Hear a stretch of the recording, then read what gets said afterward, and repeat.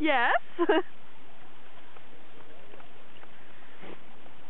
Allez, on se détend et on fait ça bien. En plus, ça est en train de me péter les yeux, je te sais bien, non?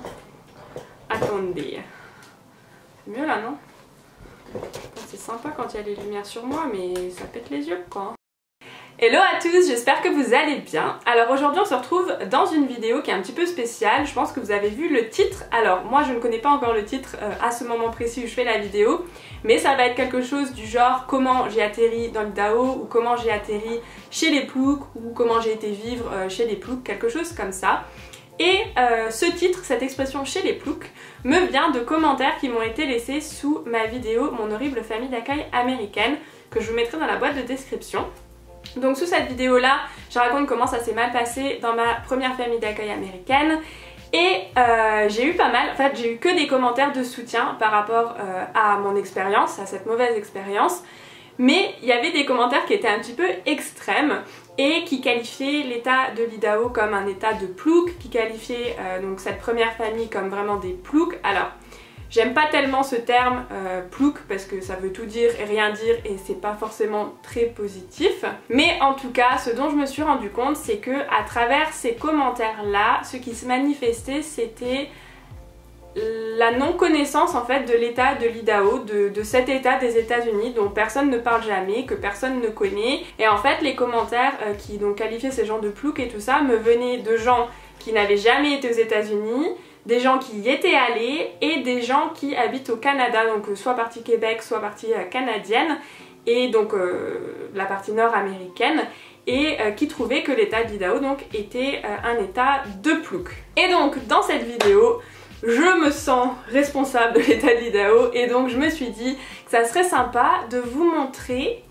ma version de l'état de l'Idaho, ce que moi j'en ai pensé, ce que l'état de l'Idaho a à offrir, et de vous démontrer, parce que c'est quand même le but de cette vidéo, que c'est pas du tout un état de plouc, c'est pas du tout un état pourri ou un état oublié, c'est à mon sens un état qui est trop mal connu et qui mériterait d'être visité plus et d'être mieux connu et mieux appréhendé avec beaucoup moins de préjugés et de clichés. Je tenais aussi à dire dans cette vidéo que oui, ma première famille d'accueil était pas terrible, ils ont pas été très corrects avec moi et ça c'est une chose, c'était deux personnes, c'était une famille, et que j'ai déménagé dans le même village, dans une autre famille, donc dans le même village, dans le même état, dans une autre famille qui a été merveilleuse avec moi, et aussi que tous les gens, pendant tout ce temps où ça se passait mal avec ma première famille, tous les gens que j'ai pu rencontrer étaient hyper accueillants, hyper chaleureux, me soutenaient, m'aidaient, m'ont pas laissée toute seule, m'ont pas voilà, mis de côté ou quoi que ce soit. C'était vraiment juste ces deux personnes, cette famille avec qui ça s'est pas bien passé, mais j'ai quand même senti dans les commentaires qu'il y avait une certaine généralisation de leur comportement. Alors il faut bien se rendre compte que c'était deux personnes, d'accord, et que l'état de l'Idaho, même les États-Unis ou même n'importe quel pays, c'est quand même un pays, un état, c'est quand même immense, et donc on peut pas généraliser le comportement de deux personnes sur l'ensemble, enfin de tous les habitants, c'est juste, c'est pas très logique et c'est pas juste envers eux. Et surtout là en l'espèce c'était pas du tout ça. Les autres personnes étaient hyper chaleureuses, hyper gentilles, hyper accueillantes et tout ça avec moi. Donc voilà, moi ça me dérange un petit peu quand je vois les commentaires qui généralisent et qui qualifient, on va dire, tout le monde de plouc et de personnes du fin fond des États-Unis qui n'accueillent personne, ne sont pas chaleureux et tout, alors que c'est pas le cas. Et je trouve que c'est important de le dire. Et je pense que quand on voyage, on se rend compte que les gens en fait sont pas si différents de nous. Peu importe le pays, peu importe la culture, les gens, ça reste des gens avec un cœur, une tête, une famille, des sentiments et tout ça. Et il faut bien se rendre compte que c'est pas parce que ça s'est mal passé avec deux personnes, voire trois parce qu'il y a quand même leur fille, on va quand même la mettre avec trois personnes, que ça veut dire que tout le monde est comme ça et que c'est représentatif de l'État, pas du tout. Avant qu'on aille plus loin dans la vidéo et que je vous parle plus en détail de l'Idaho, n'oublie pas de t'abonner juste en dessous, d'activer la petite cloche, de mettre un petit j'aime à la vidéo aussi, ça fait toujours plaisir et ça m'aide énormément. Et n'oublie pas aussi de me suivre donc sur Instagram où je poste mes photos de voyage. Là j'ai deux voyages qui arrivent donc ça va être intéressant et ça va être plus été du coup, donc du coup ça fait du bien parce que là l'hiver, le froid, le vent, la pluie, tout ça, on en a un peu marre. Donc voilà, c'est parti pour la vidéo. Alors déjà dans les commentaires j'avais remarqué qu'il y avait beaucoup de commentaires de personnes qui se demandaient pourquoi j'avais choisi l'Idaho, pourquoi j'avais choisi le village où j'étais, comment en fait ça se faisait que j'avais pas choisi la Californie ou New York ou la Floride ou quelque chose du genre. Donc en fait ce qu'il faut savoir c'est que moi j'étais étudiante d'échange. Donc je suis passée par un programme, donc c'est une société, un programme, il y en a plusieurs qui existent, pour pouvoir partir 1 an aux États-Unis et refaire ma terminale là-bas dans un lycée américain et pouvoir vivre aussi en famille d'accueil américaine. Donc à l'époque, la façon dont ça fonctionnait, c'est très similaire à la façon dont ça fonctionne aujourd'hui, c'est que vous allez payer un organisme en fait pour vous envoyer là-bas. Et à l'époque, on ne pouvait pas choisir en fait là où on voulait aller. Donc vous allez aux États-Unis, vous choisissez le pays quand même, mais vous ne choisissez pas l'État, vous ne choisissez pas la ville, vous ne choisissez pas le village. Par exemple, ça se peut qu'il y ait des Français qui aient de la famille aux États-Unis et qui aimeraient bien tomber dans un État pas trop loin d'eux pour pouvoir leur rendre visite. Ça, vous ne pouvez pas choisir en fait. Vous pouvez très bien vous retrouver à l'autre bout. Aujourd'hui par contre je sais que certains organismes permettent aux étudiants d'échange de faire des vœux, d'émettre des vœux sur certains états ou certaines écoles ou certaines villes même je crois, où ils aimeraient aller moyennant finances, moyennant un surplus en fait par rapport au prix du programme. Donc en fait si vous êtes prêt à payer plus, et ben vous pouvez émettre des vœux. Il me semble quand même qu'ils ne peuvent pas garantir que vous allez être accepté parce que c'est toute une histoire hein, pour aller étudier aux États-Unis comme ça. Il faut que le lycée soit d'accord, il y a tout un schmilblick autour de ça. Et du coup, schmilblick, est-ce que les gens disent encore ça, schmilblick? Chabang, des fois je dis chabang aussi, il y a tout un chabang autour de ça, enfin je ne sais pas. Bref, il y a toute une histoire, tout un système autour de ça, donc ils ne peuvent pas garantir il me semble. Mais voilà, aujourd'hui c'est possible, à mon époque c'était pas possible, donc en fait moi j'ai donné mon dossier et j'ai atterri là où la coordinatrice américaine m'avait trouvé une famille. Du coup j'ai atterri dans l'Idaho. Alors la capitale de l'Idaho c'est Boise, donc je vous mettrai peut-être une carte. Boise c'est une ville qui est plutôt au sud. Moi j'étais tout au nord, j'étais à 30 km de la frontière canadienne. Donc l'état d'Idaho c'est un état qui partage ses frontières avec plusieurs états, notamment l'état de Washington, donc qui donne sur la côte, l'état du Montana et la frontière canadienne. Donc c'est vrai qu'on parle très peu de l'Idaho de manière générale, certaines personnes ne connaissent même pas l'existence de cet état. Moi je savais même pas que c'était un état des États-Unis avant qu'on m'y envoie, parce que voilà, c'est pas un état dont on parle contrairement à la Californie ou à New York ou ce genre de choses. Et à mon sens c'est dommage parce que c'est un état qui a plein de choses à offrir, c'est un état qui est vraiment une pépite et qui mériterait d'être mieux connu et qui a cet avantage d'être à la frontière en fait de tous ces états, et donc on peut vite en fait aller au Montana, vite aller dans l'état de Washington, vous êtes pas loin de la côte en fait finalement, de la côte ouest, et vous êtes tout près du Canada. Donc ça fait vraiment un peu cette idée qu'on peut avoir, vous savez, de la France avec la Belgique, l'Allemagne, voilà, tout ça, on a cette habitude, moi je suis de l'Est, donc on a cette habitude d'être pas loin des autres pays, du Luxembourg aussi. Et du coup, c'est ce que ça me rappelle un petit peu. Alors c'est vrai que les gens du nord de l'Idaho, de là où j'étais, utilisent ces 3 frontières en fait assez régulièrement.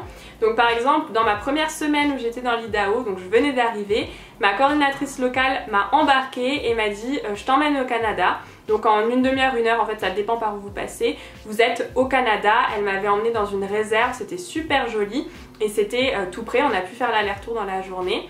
Avec ma deuxième famille d'accueil, on allait souvent faire du shopping le week-end et c'est vrai qu'on n'était pas très loin de Sandpoint et de Coeur d'Alene, mais les malls en fait n'étaient pas aussi bien que celui de Spokane. Spokane qui est donc une ville dans l'état de Washington. Donc on allait, en fait on faisait 2 heures de route et on allait au mall et ensuite on rentrait dans la journée. Et pour ce qui est du Montana, j'y suis pas allée souvent mais j'y suis allée quand mes parents m'ont rendu visite et que ma famille d'accueil m'a dit ce serait sympa de les emmener au Montana. Je vous mettrai des photos, c'est magnifique, il y a des falaises, il y a des rivières, il y a des cascades, c'était super beau, j'en ai un superbe souvenir. Alors pour ce qui est des températures dans l'Idaho, vous vous doutez bien quand on m'a dit tu vas au nord des États-Unis près du Canada, je me suis dit qu'il allait faire extrêmement froid.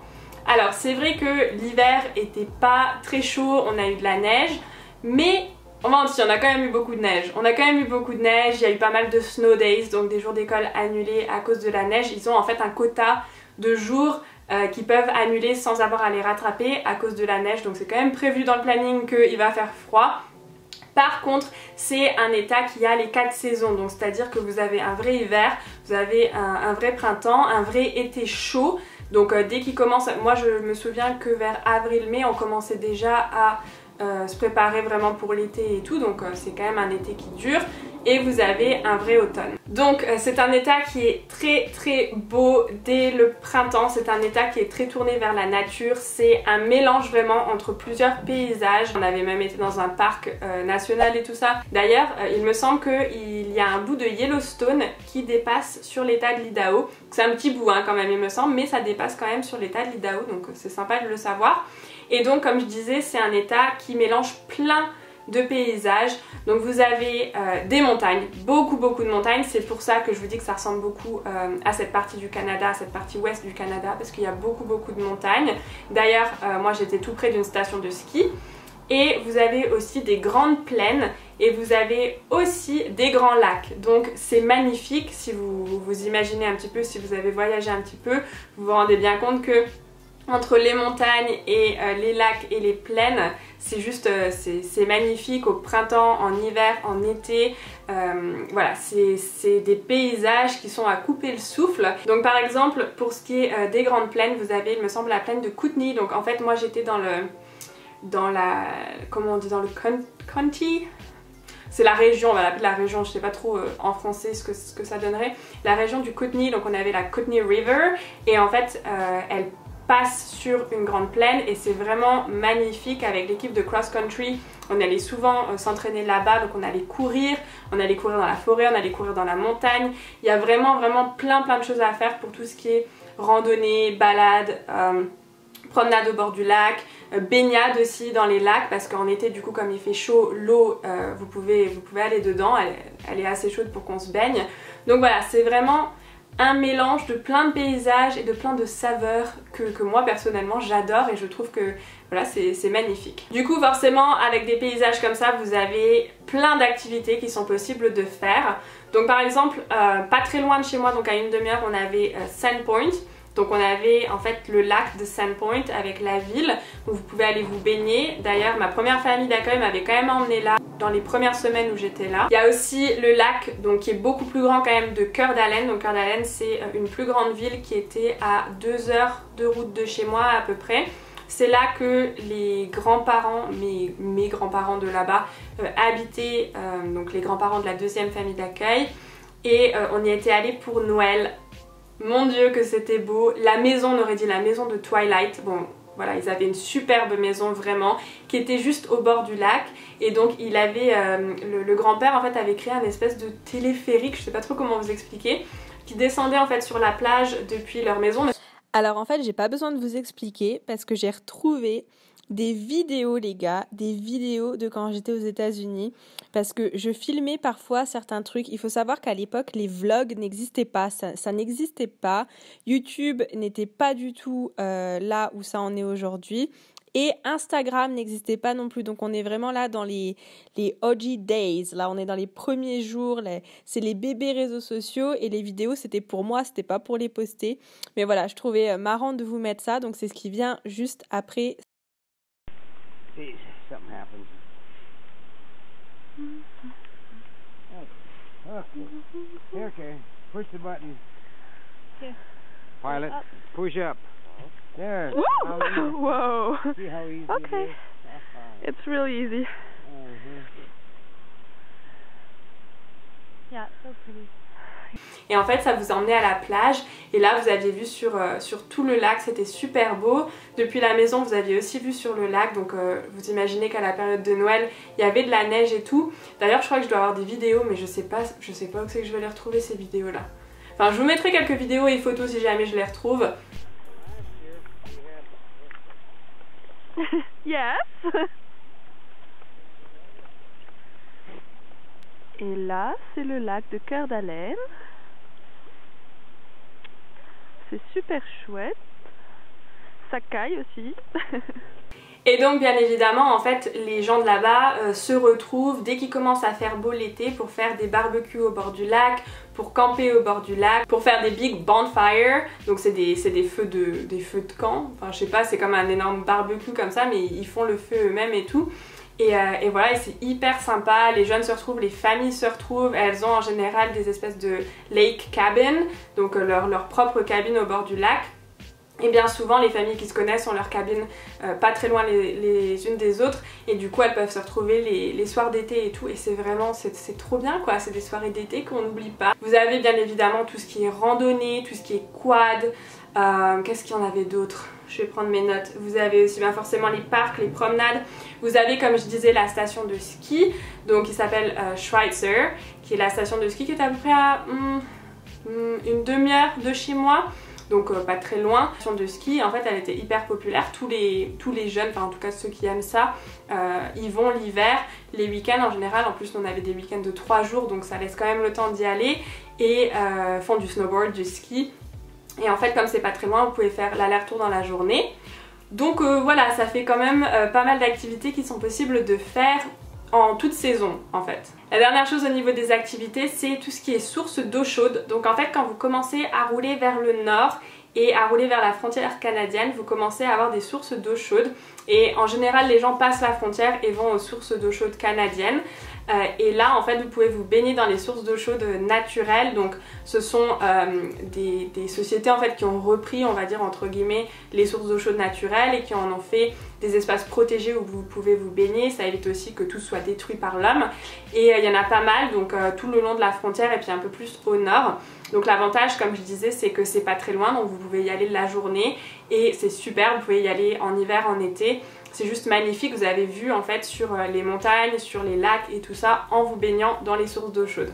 Et forcément, comme il y a pas mal de montagnes et pas mal de rivières et pas mal de lacs, il y a aussi des canyons où vous pouvez aller faire des activités, où vous promener ou visiter. Perso, moi je ne suis jamais allée au canyon de l'Idaho, mais je suis allée au Grand Canyon et j'en ai fait d'autres aussi, comme Bryce Canyon par exemple, mais j'en ai jamais fait dans l'Idaho. Mais bon, j'imagine que vu ce que j'ai vu dans les autres états, ça doit être tout aussi magnifique. Donc si jamais ça vous prend d'aller dans l'Idaho, je vous conseille d'aller quand même voir au moins un canyon. Ensuite, on va rentrer dans ce qui est un peu typique de l'Idaho au niveau des produits. Donc l'Idaho, c'est quand même l'état de la patate, et c'est de là, je pense, que vient un petit peu l'idée que l'Idaho est un état de plouc, mais pas du tout. Donc c'est l'état de la patate, donc ils produisent énormément de pommes de terre. Alors d'après ce que j'avais compris, c'était quand même plus au sud de l'état. Ils font quand même une différence entre le sud de l'état de l'Idaho et le nord. Le sud est en général mieux vu, j'ai l'impression, parce qu'ils ont la capitale Boise, mais le nord est à mon sens plus beau. Donc voilà, après c'est chacun ses goûts. Mais du coup les pommes de terre c'est plutôt au sud. Et nous au nord, ce qu'on avait, ce sont les blueberries. Donc ils font pas mal de produits, de nourriture à base de blueberries. Donc on va avoir tout ce qui est gâteau, tout ce qui est bonbons, tout ce qui est menthe. Et donc voilà, ça c'est une grosse partie de ce qu'ils ont. Ils sont pas mal aussi axés sur les fruits séchés, ils aimaient bien. Ensuite on passe à la partie un petit peu faune et flore, et là on va parler des animaux. Mais alors ça c'est ma partie préférée parce que moi j'adore les animaux. Et là les gars, vous allez être servis, et on parle pas de petites babettes là. On va parler des grosses bêtes qui font peur. Donc dans ma première famille d'accueil, déjà on avait des deer, donc des biches, des daims, ça dépend. Donc c'était pas à la famille, c'est juste qu'elles habitaient là. Et du coup elles venaient souvent le soir, ils avaient une grande étendue en fait devant leur maison. Elles venaient manger l'herbe qu'il y avait. Et il y en avait beaucoup, il y en avait genre je sais pas moi, peut-être une centaine, peut-être pas une centaine, 80, entre 50 et 100. Donc ça fait quand même un beau troupeau. Ensuite bien évidemment ils ont des grizzlies, donc ils ont des ours grizzlies qui sont normalement dans les montagnes, mais quand même on le voit au Canada. Moi quand je suis allée au Canada, on a vu quand même un ours traverser dans le quartier où mon copain habite. Dans l'Idaho c'est un petit peu pareil, j'en ai vu moins dans notre, enfin j'en ai jamais vu dans notre village, mais ils étaient quand même pas très loin. Donc quand vous allez vous promener en forêt et tout ça, il faut faire extrêmement attention parce qu'ils sont là. Et ensuite on a tout ce qui est cougar et mountain lions. Et ça, les cougars et les mountain lions, je me souviens que j'en avais une trouille pas possible parce qu'on allait courir. Non mais les gars, faut vous mettre à ma place. Ok, moi je viens de France, on n'a pas de cougar, ok, chez moi. Donc, avec l'équipe de cross country, ils nous emmenaient courir dans la forêt. Et avant qu'on parte, le coach nous disait restez en groupe, ne laissez pas quelqu'un courir tout seul parce que ici il y a des cougars. Genre, comment t'as envie en fait d'avoir confiance quand tu vas courir? En plus moi je courais pas vite et je cours toujours pas vite d'ailleurs. Et du coup tout le monde partait devant et moi je me retrouvais derrière toute seule. Donc un coup je me suis retrouvée, en plus c'était en pente, donc ça montait, à courir toute seule sur une route en fait, d'un côté j'avais la forêt, de l'autre côté j'avais la forêt. Donc en plein milieu de nulle part, parce que moi en plus l'Idaho je connaissais pas sur le bout des doigts, hein, ok, je débarque, ça fait 3 mois que je suis là. Et j'étais toute seule et d'un coup le coach arrive et il me dit mais ils t'ont planté en fait. Et je dis bah oui parce que je cours pas assez vite. Et il me dit bah je vais rester avec toi parce que y a les cougars et tout et il faudrait pas que tu te retrouves toute seule face à eux. Donc voilà, on est très contents, j'ai failli mourir dévorée par un cougar. Ensuite, on a notre animal préféré qui est le badger, donc c'est un blaireau. Et dans l'Idaho, ils ont énormément de blaireaux. Et pour preuve, la mascotte de mon lycée, c'était le badger, le blaireau. Donc quand on avait un match et qu'on avait genre l'équipe de basket ou l'équipe de football américain qui avait des compétitions, on était là, sur les bancs, à les applaudir et à crier allez les blaireaux, go Badgers, allez les blaireaux. Non mais vous imaginez-vous qu'en France on crie allez les blaireaux? Moi j'étais morte de rire à chaque fois et franchement ça me fait encore rire aujourd'hui. Je trouve que c'est trop drôle en fait comme mascotte. Alors la mascotte a été hyper mignonne, hein. Ils n'ont pas été vous chercher le blaireau le plus moche. C'était bien fait et tout, c'était doux, c'était mignon. Mais c'est vrai que voilà, ça fait un peu rire quand même. Et pour finir, je vais vous parler de mon animal préféré là-bas, qui est le moose. Donc c'est donc un élan. Et là-bas ils en ont énormément au point que ça cause des accidents. Parce qu'en fait les élans viennent en fait sur le bord de la route et parfois décident de traverser. Sauf que c'est un animal qui est tellement fort, tellement robuste, tellement grand, avec des bois qui sont voilà, formés depuis des années, qui sont hyper durs et tout, que si jamais vous heurtez avec votre voiture un élan, en fait ça cause vraiment des décès, ça cause des gros accidents. Et en plus, je vais vous raconter plusieurs anecdotes. Ce sont des animaux qui n'ont pas tellement peur de l'homme, en tout cas qui n'ont plus tellement peur de l'homme. Donc je me souviens que quand ma famille française est venue me rendre visite aux États-Unis, je les raccompagnais le dernier jour, ils allaient partir en fait à l'aéroport. Et là je me retourne et qu'est-ce que je vois dans notre jardin? Donc on avait la maison et tout autour on avait le jardin qui connectait aussi au jardin des voisins. Je vois 2 mousses, des grands mousses, il y avait un mâle et une femelle, mais genre le mâle il avait des bois de malade. Et ils étaient énormes quoi, c'est plus haut que des chevaux, c'est incroyable. Et franchement ça fout un peu les jetons hein, parce que tu te dis que si jamais ça lui vient à l'idée de te charger, t'as intérêt à courir vite et t'as intérêt à bien te planquer parce qu'ils peuvent tout détruire, ils peuvent te détruire les baies vitrées, les fenêtres et tout, ils peuvent rentrer dans la maison sans problème. Donc voilà, ça faisait un peu flipper. Par contre ils sont magnifiques, c'est vraiment des animaux un peu majestueux comme ça. Donc voilà, c'est des superbes animaux. Et l'autre anecdote, c'est que, donc ça c'est une anecdote qui m'a été racontée par ma mère d'accueil. Elle m'a raconté qu'un hiver, elle était en train de faire le sapin de Noël, donc il le mettait toujours près des fenêtres. Et qu'en fait, à un moment, elle a tourné la tête. Et donc elle s'est retrouvée nez à nez à la fenêtre. Et de l'autre côté de la fenêtre, il y avait le mousse qui la regardait comme ça, avec le nez collé contre la fenêtre. Et je trouve ça trop drôle et trop mignon, mais en même temps un peu flippant. Et donc voilà, donc les mousses, les élans, ce sont des animaux qui habitent là-bas et qui sont quand même apparemment une assez forte population et qui sont des animaux quand même qui peuvent être dangereux si jamais ils décident de charger ou de se défendre. Et donc voilà pour tout ce qui concerne l'Idaho. Donc j'espère que vous en avez appris un petit peu plus sur cet état que moi j'adore, que j'aime, que je porte en mon cœur parce qu'il m'a accueilli pendant 1 an, parce que là-bas j'ai rencontré des gens superbes avec qui j'ai encore contact aujourd'hui. Vous me demandez souvent, donc oui j'ai encore contact avec, pas tout le monde mais avec certaines personnes, mes amis les plus proches, ma famille, surtout mes sœurs d'accueil, parce qu'elles sont un peu plus sur les réseaux sociaux que les parents forcément. Et du coup c'est un état qui moi m'a accueilli autant par sa beauté naturelle, ses paysages et tout ça, que par l'humain qui m'a aidé dans les moments difficiles, m'a encouragée à essayer plein de choses. Les gens étaient hyper chaleureux, hyper bienveillants. Et voilà, et c'est pas toujours évident quand tu débarques dans un pays que tu connais pas d'avoir cet accueil là. Et donc voilà, je tenais à faire cette vidéo pour vous montrer un petit peu le réel, la vie de tous les jours qu'on peut avoir dans l'Idaho. Et voilà, et du coup j'espère que cette vidéo vous a plu, que ça vous a appris quelque chose. Et si jamais vous êtes déjà allé dans l'Idaho, dites-le moi en commentaire, ça m'intéresse de savoir si on est au moins 2 en France à avoir déjà été dans l'Idaho. Et voilà, du coup moi je vais vous laisser là, je vous fais plein de gros bisous et je vous dis à la prochaine pour une nouvelle vidéo. Bye bye!